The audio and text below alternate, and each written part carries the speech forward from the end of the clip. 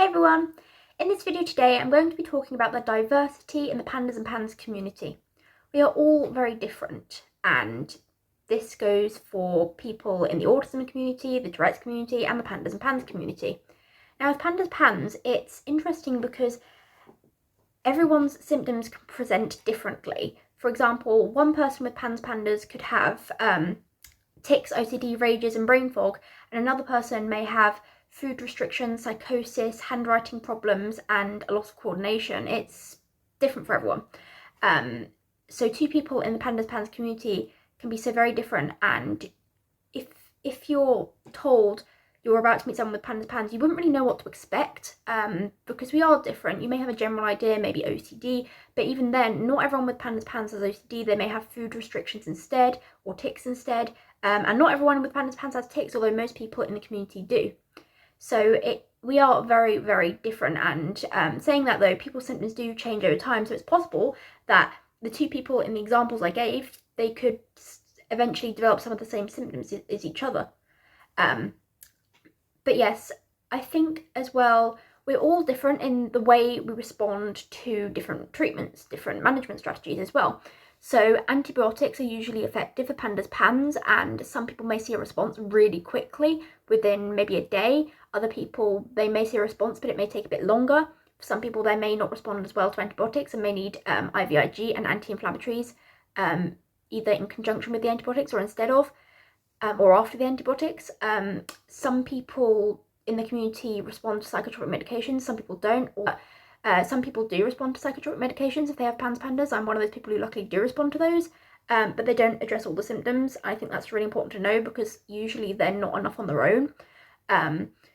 People with pandas PANS find that different things work for different people. Different things will work for them than someone else with the conditions, and this is pretty much the same with lots of different things as well.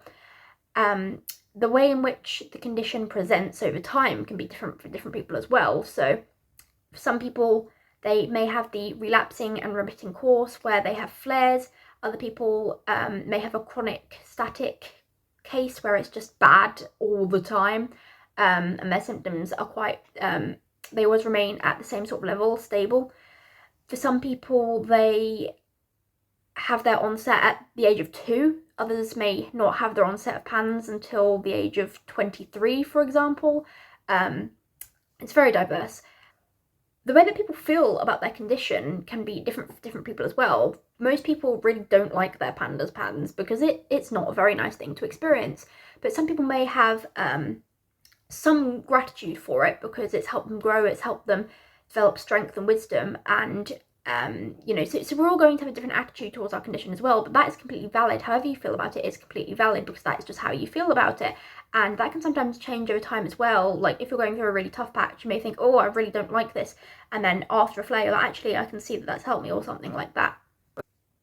Even some of the individual symptoms in themselves can present differently for different people. So for the OCD, someone may have morality OCD as a result of their pandas PANS, and another person may have Tourette OCD as a result from their pandas PANS. And Tourette OCD is sensation-based OCD without the intrusive thoughts and anxiety preceding the compulsions. But there's so much diversity. Pure OOCD can also be a symptom of pandas PANS. So even if somebody does not have the outward compulsions, doesn't mean they don't have the OCD symptom, because OCD can be intrusive thoughts and mental compulsions. So the individual symptoms present very differently as well.